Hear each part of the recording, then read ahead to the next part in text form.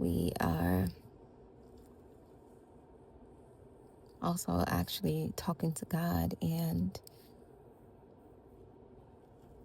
going within, reflecting. I was reflecting on something that happened this morning and a correction that I had to be given because there are some things in me that God doesn't want to see. He doesn't want to see it anymore. He doesn't want me to be in that energy anymore in the way that I was in that energy. And it has to do with my anger. It has to do with how I am when I get angry. No more road rage. No, right? That has to go. That God says that does not come into this new era that we're going into. I also heard that this era is a rebirth of the golden days, your golden days, your golden age. You're moving into your golden age, golden season. And, certain energies and certain vibration cannot live in that atmosphere, cannot go along with you in this new beginning. And that was definitely one of the things that was brought to my attention, how we express our anger. Because we would never not be angry. We would never not have anger. That comes along with living. That comes along with life. That is an emotion we cannot escape, but we can choose how we express it. Those are things that don't go into 2026. It doesn't go forward in your future. It doesn't belong there. It doesn't serve you anymore. It doesn't serve us right now. But we do need to release that anger because it's going to be there. And we don't want to hold it inside either, because then we will become a ticking time bomb and we're still going to overflow. And then those lash outs are not good. You feel me? So we don't want to suppress. We want to release, but we want to release it in a healthy way. That was also another revelation. God wants to crack our heart open. Everything that we go through is because of that. That's the reason behind it. He wants your heart open. When you learn hard lessons, what does that do? When it's hard enough, it opens our heart. We get on our knees and we start saying, God, please, please. The heart be open, then we be like, oh God, come in. And we get real, right?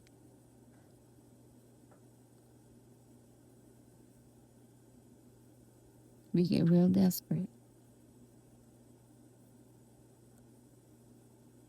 to do anything for God to relieve us.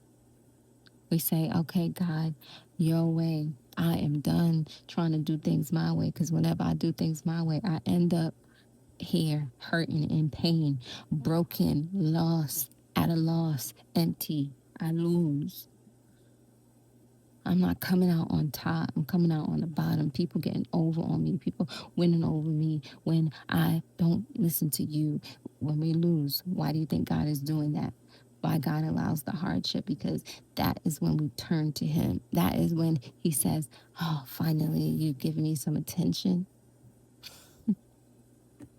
I mean, and I don't want to say it like that to sound negative, because that could be a thin line. Manipulators do stuff like that too, right? They pull away, they do things to hurt you, because guess what? They know it's going to make you run to them.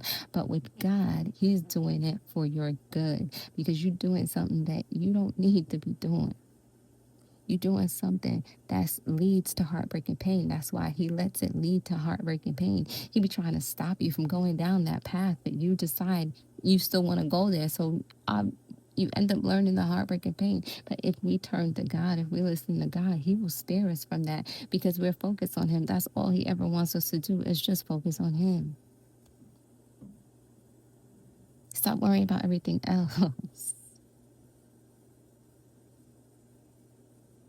Everything he does is to because he wants your heart open. He can work with your heart when it's open. He can't work with your heart when it's closed.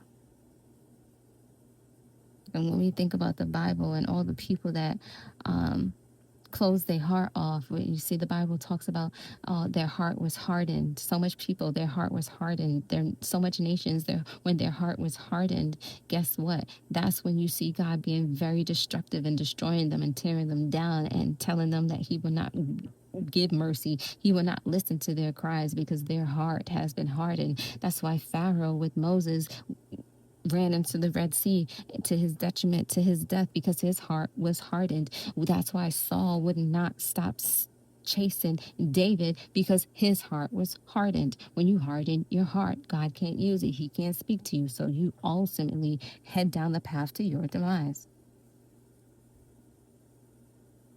Everything he does is because he wants to crack your heart open.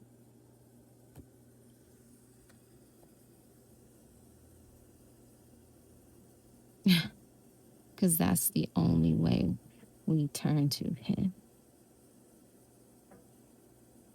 Okay, that's not the only way we turn to him, but it's a very effective way, right? More often than not, that's when people do turn to him. More often than not, that's when they decide to really pay attention and really say, dang, God, oh, damn, I need to listen. More often than not.